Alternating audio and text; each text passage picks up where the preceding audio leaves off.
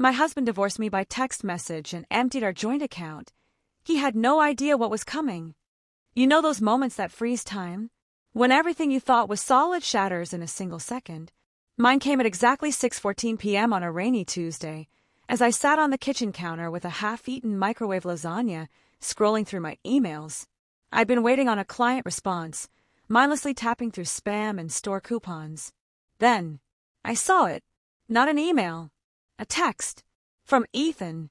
My husband. I'm done. Don't call me. Consider this divorce notice. I've emptied the joint account. It's all legal. Don't make this harder. No punctuation. No explanation. Just cold digital betrayal. Before I take you deeper into the darkest chapter of my life, if you've ever been underestimated, blindsided, or betrayed, please tap that subscribe button. This story will hit harder than you think, and your support helps more than you know. My thumb trembled over the screen. I stared at it like it would change if I blinked hard enough. This man, my husband of 9 years, had just ended everything with a few keystrokes. No face-to-face. No argument. Just gone. I didn't scream. Couldn't cry. I didn't even stand up. I just stared. My ears started ringing. My body went cold. I opened our bank app. Balance. $0. Our savings, emergency funds, vacation money. Everything. Gone. Even the overdraft account had been tapped. He didn't just leave. He burned the bridge and salted the earth. That night, I didn't sleep. I sat in the corner of our bed, my bed now staring at the window. The rain slid down the glass like tears I couldn't cry yet. You see, Ethan wasn't just my husband. He was my partner in everything. We ran a digital marketing firm together. Pixel House Creative, built it from the ground up in our late 20s. I handled the back-end logistics, contracts, client portfolios, SEO strategies. He was the smooth talker, the guy with the flashy suits and polished LinkedIn quotes. Clients loved him. I made him look good. And now this. A coward's exit. A silent theft. The next morning, I went into the office. Yes, our office. It was a small 2-story loft downtown with exposed brick and coffee stains we never cleaned off the conference table. Hey, Juliet, our assistant Riley said, glancing up with a tired smile. Ethan told me he's working from a satellite location this week. I just smiled. I couldn't fall apart, not here. Not yet. I walked into Ethan's glass-walled corner office. It was empty. Not just tidy. Wiped. No files. No photos. No backup drives. Just an empty desk and a single framed photo of his mother. He'd even taken the Keurig. That afternoon, I found out the company wasn't just ours anymore. It was now his. He had removed me from the LLC as managing partner a week ago. Quietly, through some obscure clause, he'd slipped into the restructuring documents I'd signed without a second glance. And the kicker?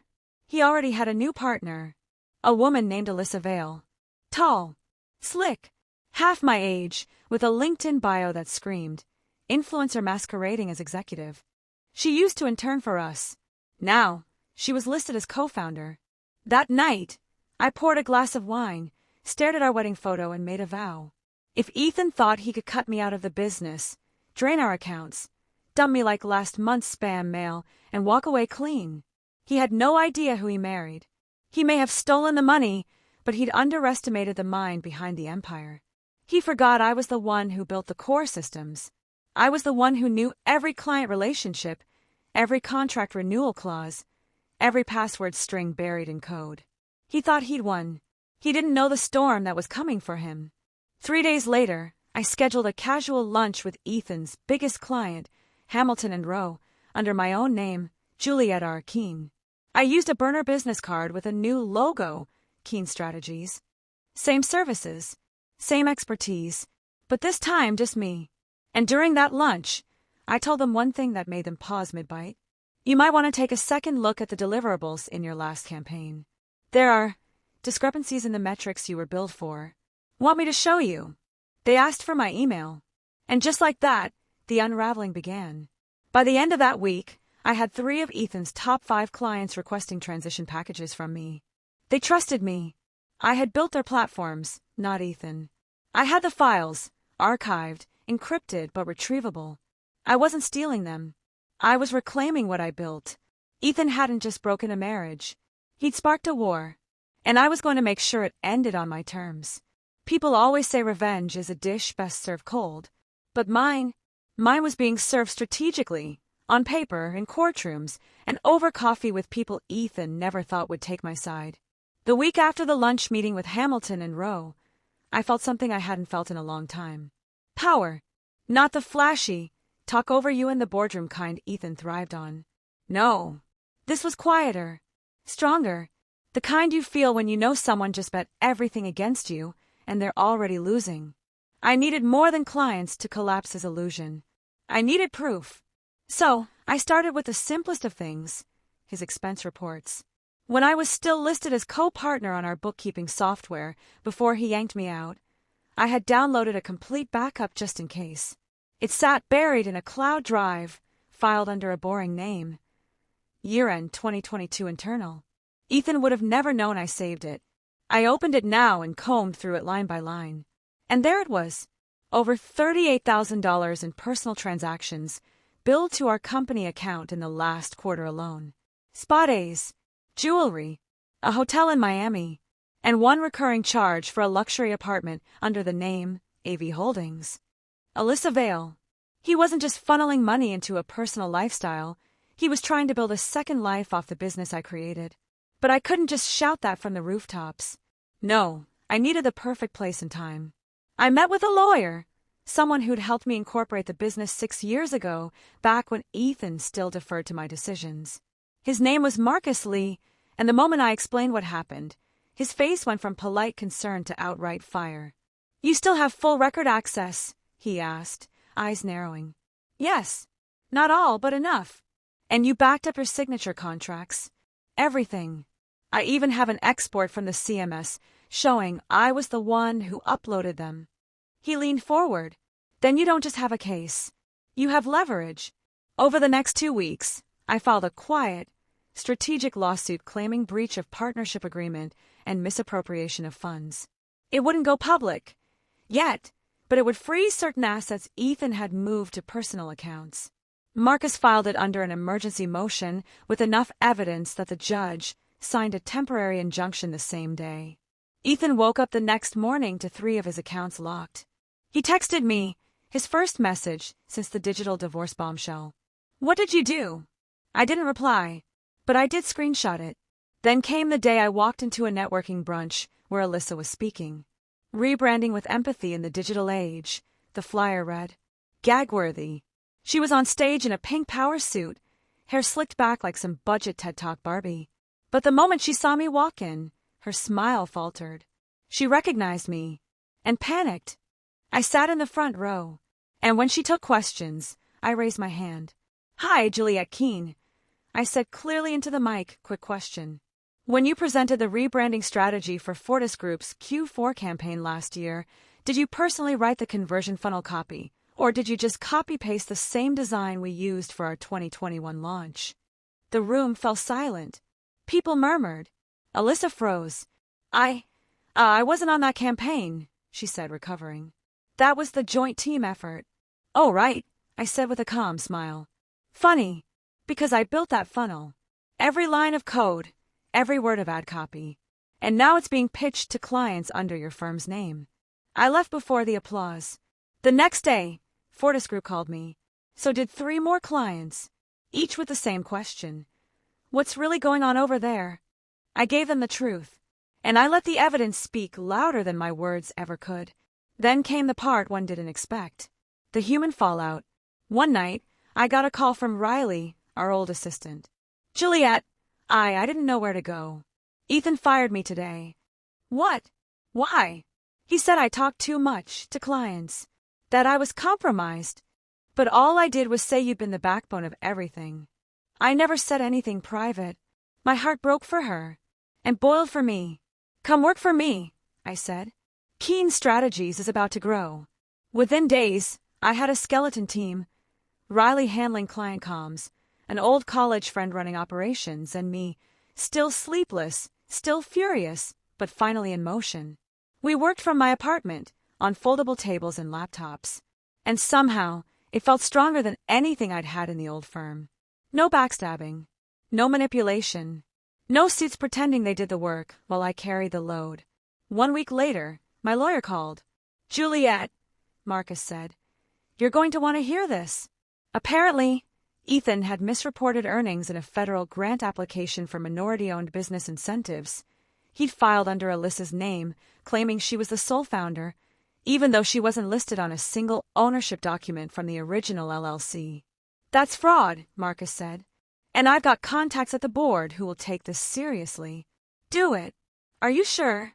Once this goes forward." I said do it. He paused. Then, done. That night, Ethan showed up at my apartment.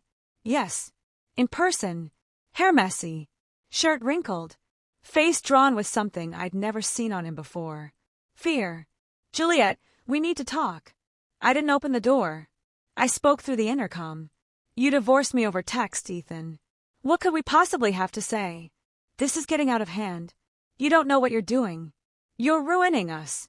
"I didn't ruin anything. You did that the moment you chose Alyssa and drained our accounts." "I'll lose everything." I smiled through the speaker. "So will I. But at least I won't lose my soul." I hung up. And in that moment, I didn't feel broken. I felt clear. The thing about men like Ethan is, they always think they're the smartest one in the room until the room flips on them. And that's exactly what was happening. Word was spreading. Not just whispers in coffee shops or gossip in networking brunches. Real traction. Clients pulling out. Vendors hesitating. Even employees quietly reaching out to me, asking if I had plans to rebuild. I wasn't just retaliating. I was reclaiming what was mine. One morning, I opened an email from a tech journalist I vaguely remembered meeting at a seminar 2 years ago. Subject: tip about Ethan Vale. The message read, "Hi Juliet. Hearing chatter about legal filings and possible grant fraud connected to Pixel House Creative. Would love to verify. Confidentiality guaranteed. On or off record. Totally your call." I sat with that email for 15 minutes. I didn't owe anyone an explanation. But maybe it was time the public got a look at the real man behind the polished LinkedIn sermons. I typed back, "Off record for now, but I have documentation. And receipts." 3 days later, an article hit a mid-tier business blog titled, "When the co-founder gets ghosted, inside a silent divorce and startup coup." No names, no slander, but the story was unmistakably ours. And people ate it up. It exploded on social media. Founders shared it. Ex-employees commented. Even competitors reposted it with vague captions like, "Lessons in loyalty." And somewhere between the shares and retweets, Ethan's name surfaced, because nothing stays anonymous online for long. That was the beginning of the public undoing. I thought Ethan might try to save face, post a carefully worded statement, play the misunderstood genius card. Instead, he went quiet. That's when I knew he was panicking. And I was right. The following week, Marcus texted me one line. He lawyered up. Good. Because so did I. As this unfolded, Alyssa remained suspiciously absent from the spotlight. No posts. No comments. No rebuttals. I knew why. Marcus confirmed it. "She's being investigated too," he said during one of our late-night Zoom calls. "The board is treating her as a co-conspirator for the fraudulent grant filings. They reached out for her statement." "She'll flip," I said without hesitation. "Why are you so sure?" "Because she was never in this for the company. She was in it for the rise. And when people like Alyssa feel the temperature rise, they don't hold firm. They run." Sure enough, 2 days later, I received an alert. A legal filing with Alyssa's name appeared in public records. Affidavit of cooperation. Translation: she was turning over everything in exchange for immunity. Emails, screenshots, bank transfers, conversations. She even handed over a recorded Zoom call where Ethan referred to me as a placeholder founder who couldn't adapt fast enough to stay relevant. A placeholder. The woman who wrote the business plan, designed the original pitch deck, negotiated our first 3 contracts. And now I was the one irrelevant. Fine. Let's play. A few days later, I got a request I didn't expect. A formal invitation to speak at an entrepreneurship panel at a prestigious Women in Business conference in Chicago. Apparently, Someone on the board read the article and looked into my background. They didn't care about the drama. They cared about the recovery. The invite read, "We believe your experience reflects the challenges and resilience women face in tech leadership. We'd love to hear your voice." I almost cried, not out of sadness, but relief. I said yes. In Chicago, I stood on a minimalist stage in front of 300 women in blazers and heels, hands gripping notebooks, eyes focused. The moderator asked, "What do you wish someone told you before you co-founded a company with your partner?" I didn't miss a beat. "That success doesn't equal safety," I said. "Just because you build something doesn't mean you'll be allowed to keep it, especially when you're not the one in the spotlight. So, keep your records, know your rights, and never sign something you haven't read 3 times." The crowd didn't clap. They stood. That speech went viral in a completely different way. Clips popped up on TikTok. A finance YouTuber broke down the speech line by line. Even LinkedIn, yes, that same overpolished platform Ethan worshipped, featured my quote in a trending post. It read, "She rebuilt her life from a couch, a Wi-Fi signal, and everything her ex thought she'd forgotten." People started calling Keane Strategies the comeback agency. And we weren't even at full strength yet. But the biggest blow came not from me, but from Alyssa. She made a surprise appearance in an exclusive interview with a business podcast. I didn't plan to listen, but Riley sent me the link with a one-line message. "You'll want to hear this." So I did. The host asked, "Looking back, what would you do differently?" Alyssa sighed. "I would have trusted my instincts. I knew Juliet was the heart of that company. Ethan said she was holding us back, but honestly, she was holding it together. He convinced me she was too rigid, that she lacked vision. But everything he promised never materialized. I regret pushing her out." Then the host asked, "And do you believe she's owed anything now?" Alyssa didn't hesitate. "She's owed everything." I sat in my apartment that night, wine glass untouched, laptop open but ignored. Everything I had built, lost, and rebuilt was now recognized, not just by clients or courts, but by the very person who replaced me. And that was something no settlement or social post could ever match. Winning isn't always about money. Sometimes, winning is waking up without dread, breathing without a name catching in your throat, sitting across from a lawyer who says they want to settle, and realizing they finally means him. That morning, I didn't celebrate. I just exhaled. Because victory didn't feel like fireworks. It felt like freedom. The legal battle had tilted. Ethan's assets were under audit. Alyssa's affidavit had sealed the fraud case, and 3 more clients issued breach of contract notices against Pixel House. The company Ethan thought he owned outright was hemorrhaging. Marcus, my attorney, called it a beautiful collapse. I called it karma in installments. Then came the unexpected twist. One gray Thursday, I walked into Marcus's office and found him staring at a letter. He didn't say anything, just slid it across the table. Letterhead, Vale and Company, legal team. Subject, proposal of transfer and brand salvage agreement. My eyes scanned faster than my brain could keep up. In short, Ethan wanted to offer me ownership of Pixel House Creative. Not an apology, not as restitution, as strategy. He was drowning. The firm's value had tanked. The clients he had left were demanding continuity plans. His last PR attempt backfired so badly, even vendors stopped taking his calls. And now, with his name smeared and his reputation cracked, he wanted me, Juliet Keane, to step in and save the brand. Marcus chuckled dryly. Translation, he wants you to mop up his mess and polish his gravestone while he pockets a scrap of the salvage. I stared at the document. It offered majority ownership, a restructured team, a clean balance sheet, and a gag clause to keep Ethan's name from being publicly dragged through any more headlines. There was just one problem. I didn't want Pixel House anymore. That night, I sat on my balcony with my laptop and an untouched bowl of stir-fry. I opened our old logo file, one Ethan had once called Too Clean, Too Corporate, and I stared at it. That logo had been everywhere. My dreams, my notebooks, my 10-year plan. But now, it felt like a gravestone. Pixel House was built with both our names on the deed. But Keane Strategies, that was mine.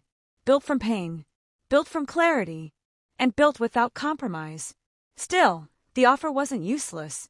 If I took control, I could protect former clients who hadn't yet jumped ship. I could ensure Ethan never tried to rise again from the rubble he created. And I could take the one thing he valued most, his legacy, and make it mine. So I replied, I'll take it. On 3 conditions. Ethan signs over full creative and executive control. No salary, no stake, no veto rights. Alyssa issues a formal statement clearing me of all knowledge during the fraudulent filings. I'm allowed to rebrand Pixel House under a new name within 90 days. Otherwise, let it burn. Marcus said it was the most surgical demand set he'd seen in 20 years. By Monday, all 3 conditions were accepted. Walking back into the office I once helped decorate felt surreal. The bricks were the same. The windows hadn't changed. But the energy? It was hollow. The once bustling team was gone. Only 2 staffers remained. Ethan's corner office had been stripped to a folding chair and a dusty plant. I stood in the lobby alone. And for a moment I thought, why am I here? Why do I want this? Then I remembered. Because I earned it. And because no one gets to write me out of my own story. Within days, I began the reclamation process, rehiring people who were wrongfully pushed out, meeting with every client still tied to the firm, apologizing for the silence, then showing them why I deserve their trust. My rebrand launched within 4 weeks. Keen and rising. Not just a firm, a statement.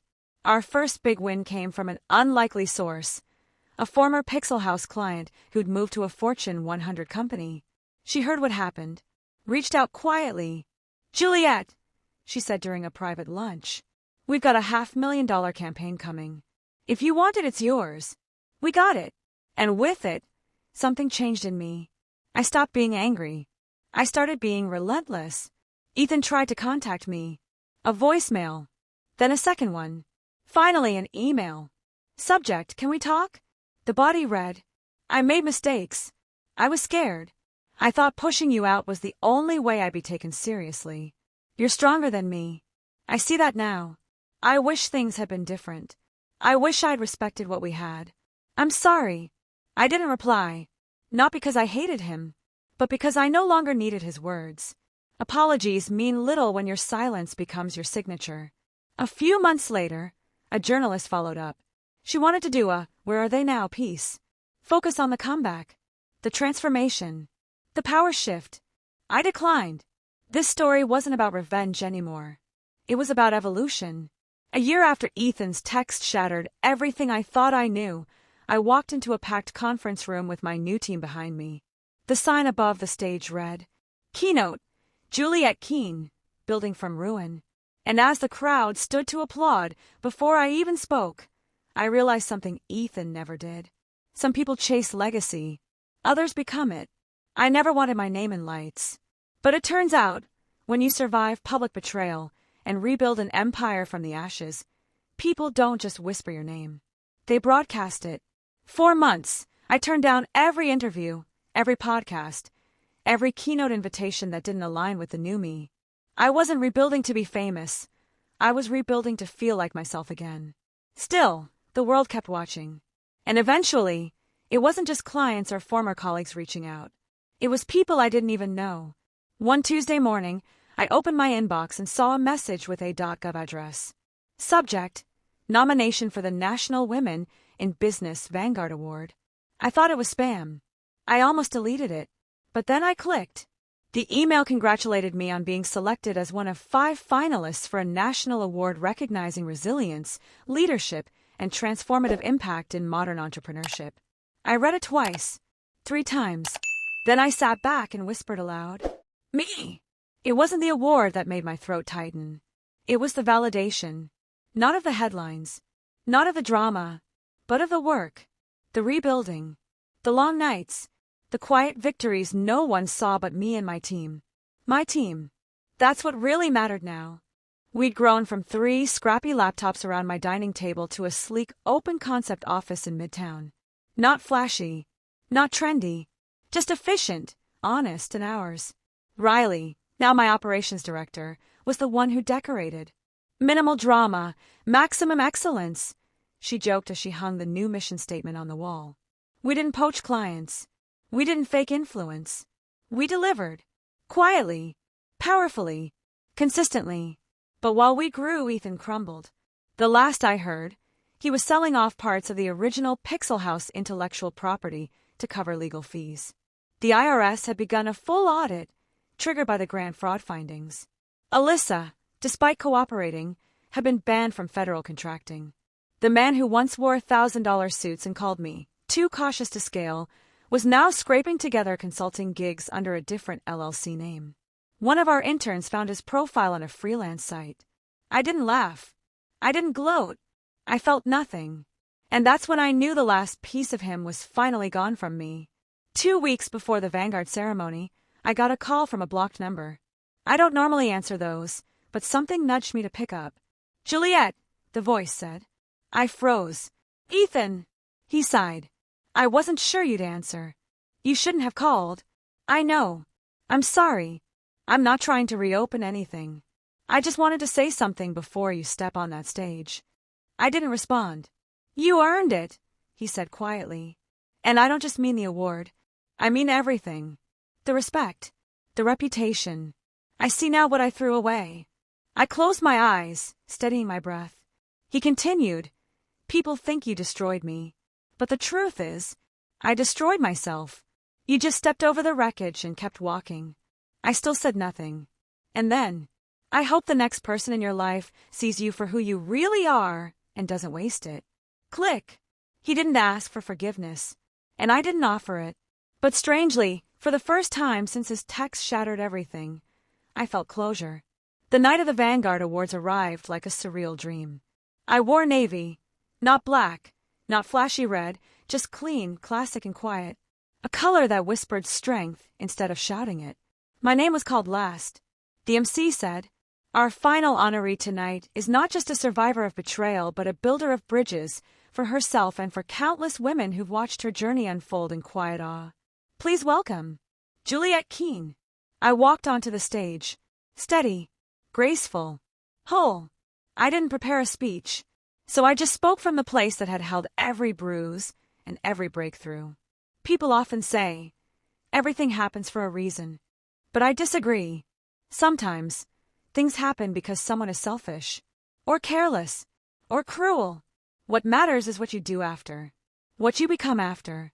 I was discarded in a text, stripped of my company, my dignity, my financial future. But I wasn't broken. I was redefined. The room was silent, not in disinterest, but in stillness. That kind of silence where every heartbeat syncs with yours. So if you've been erased, replaced, or written off, remember this. Your name is still yours. And what you build with it, that's where legacy begins. When I stepped off stage, 2 women from the audience hugged me. They didn't say anything. They just cried into my shoulder. That meant more than any applause. After the ceremony, I sat in the back of the hotel lobby with a glass of water, shoes off, makeup slightly smudged just being. And for the first time in over a year, I didn't feel like Juliet who had to prove herself. I just felt like Juliet Keane, a name that finally meant something again. It's strange how the end of a war doesn't feel like a trumpet blast. No flags waving. No dramatic last word. Just stillness. The chaos quiets. The fire cools. And you're left with your reflection, changed, wiser, and beautifully unfamiliar. That's where I was now. Not in revenge. Not in survival. But in clarity. 3 months after the Vanguard Awards, Keane and Rising had secured 2 national contracts, onboard 3 new team leads, and was quietly being studied by a consulting group as a model of post-crisis organizational strategy.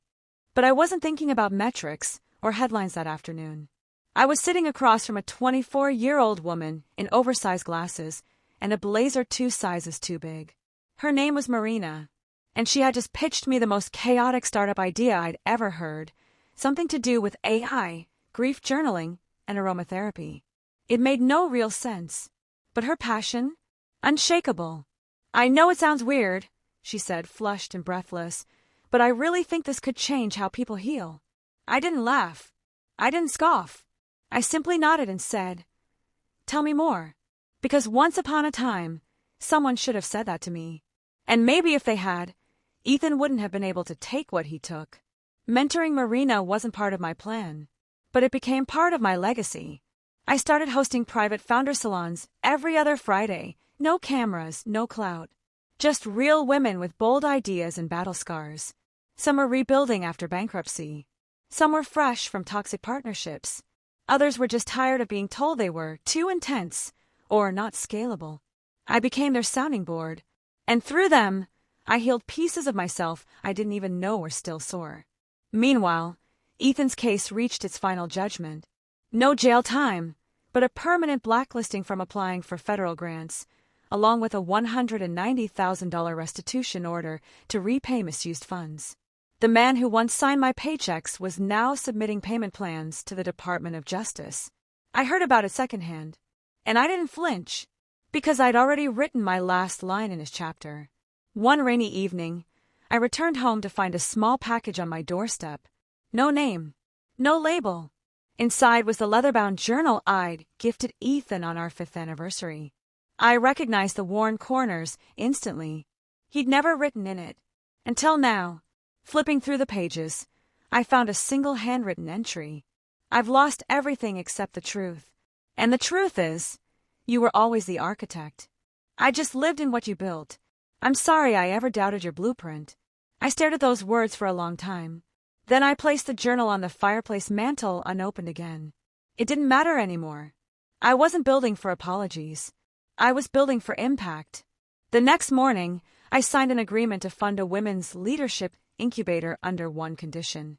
The program would not be named after a donor. It would be named after a phrase, one that reminded every woman why her story mattered, even the parts she never wanted to tell. Kept, risen, written, because no matter who tried to erase her, rewrite her, or replace her, she always returned to the pen. The final piece of my rebirth came not from a courtroom or a conference, but from a letter. A high school in my hometown, where I'd once been called too shy to lead by a counselor, invited me to deliver the commencement address. I accepted. Standing before a sea of nervous 18-year-olds in wrinkled gowns and scuffed sneakers, I told the story. Not about Ethan. Not by name. But about the moment. The text. The silence. The rebuild. And how it all led me back to myself. Life won't always announce its betrayals. Sometimes, it'll look like an ordinary Tuesday, and then boom, your whole plan shatters in your hands. But that's when you get to write the part no one expected. The comeback. The reinvention. The empire. When I stepped off that stage, I didn't feel powerful. I felt anchored, like I had finally stepped into the center of my own story. So here's what I want you to know. If you're listening, watching, or reading this right now, the person who breaks, you may never regret it. The person who robs, you may never return what they stole. The person who leaves you in pieces may never look back. But you don't need any of them to come back. You need only one thing. The will to rewrite what they tried to end. I was divorced by text, robbed without warning, erased without a word. But I answered with silence, then strategy, then steel. And when I finally spoke again, the world listened.